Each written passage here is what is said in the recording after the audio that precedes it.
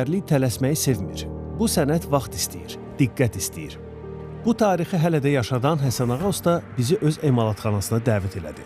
Emalatxananın qapısı açılar-açılmaz usta sənətindən danışmağa başladı. Bu işin birinci məktəbi Allah vergisidir. İkinci, sən özünü inkişaf. Mən şəxsən heç bir məktəbə getməmişəm. Mən atam da bu işlə məşğul. Atam əvvəl rəssam olub, sonra müəllimlik eləyib. Ondan sonra da mebel sahəsində işləyib. Mən də onun yanında dayana belə özümü inkişaf elətdirmişəm, baxa-baxa. Amma məktəb dərnəklər var, Azərbaycanın dərnəklər var. Gedib orada da məsələn təhsil ala bilərlər. Amma dediyim kimi, ilk növbədə dediyim kimi, əgər anlayış yoxdursa, dərnək sənə heç nə edə bilməyəcək. Həsənağa ustanın sözlərindən belə başa düşdüm ki, dülgər sənəti ona ailəsindən miras qalıb. Atam da bu işlə məşğul olub.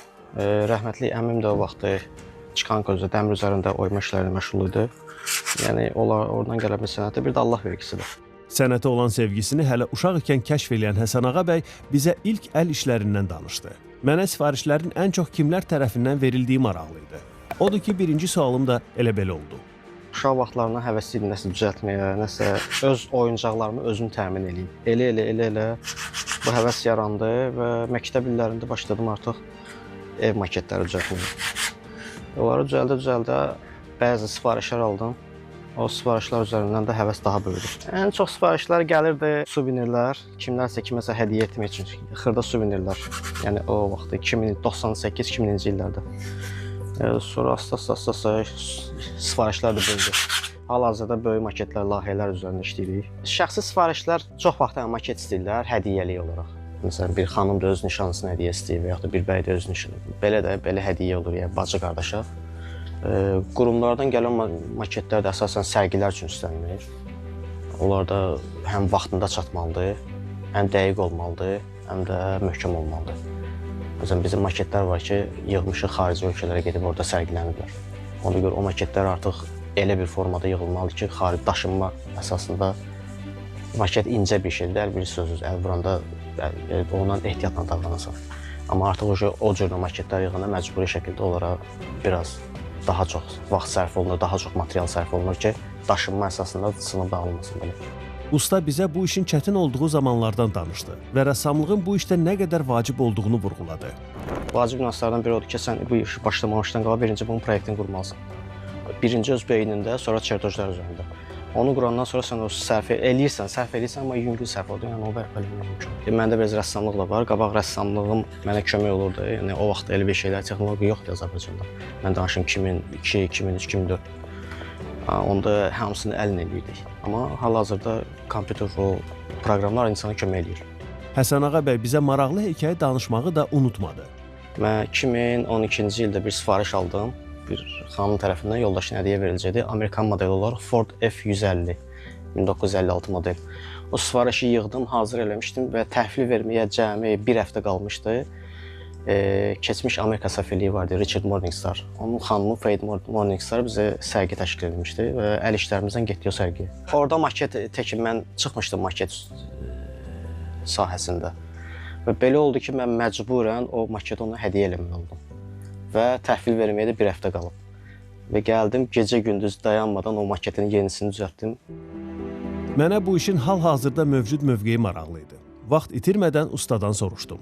Azərbaycanda biraz zəifdir. Yəni, başqa ölkələrə baxsaq, əgər Azərbaycanda bir balaca zəifdir o maket sahəsi. Yəni, çox adam bunu belə deyək də, adı oyuncaq kimi, indi bu olmasın bir başqa bir şey olsun, oyuncaq kimi baxır. Məsələn, qiymət deyəndə əl işinə dəyər vermir, deyir, orada material az işləyir, qiymət bahadır. Yəni, belə şeylər olur. Amma başa düşən insan o dediyin qiyməti verir və neylərə diqqət edirlər, onun incəliklərinə, möhkəmliyinə, modelin formasına, məsələn, belə deyək də, bu modeldə, məsələn, Moskviç İş-kombidir.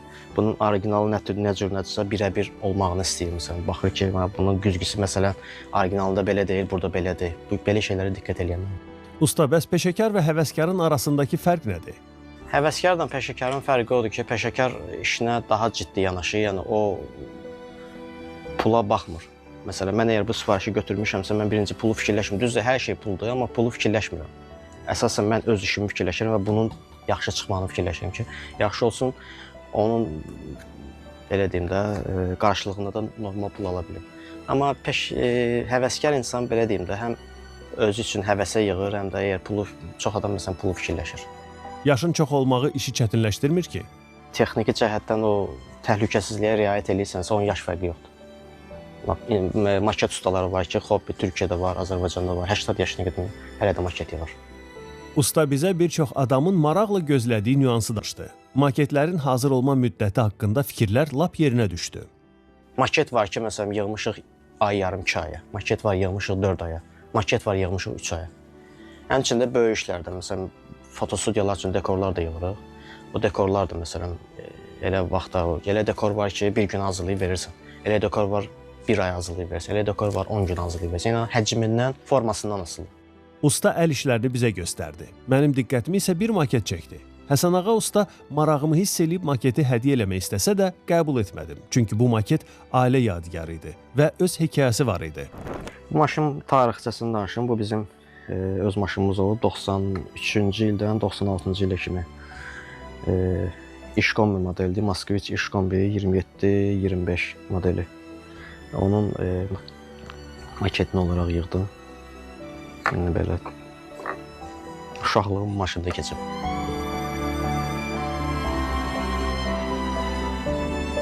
Mənə görə birinci növbədə öz əl işinə dəyər ver və bir çox, məsələn, belə deyək də, investorlar əgər o işə daha çox pul ayırsalar, daha çox yer ayırsalar, gəncləri toplasalar və onlar çox şərait yaratsalar, mənə elə gəlir ki, bu iş xarici ölkədəki kimi qalxa bilər.